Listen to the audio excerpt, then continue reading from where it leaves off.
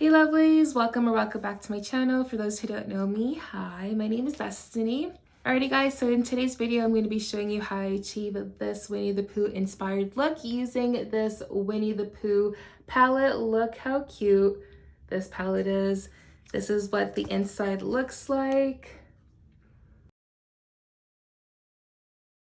So aside from the actual honey drip, I actually used the Athena Painting Palette for that, but overall the whole eye look is made with this palette.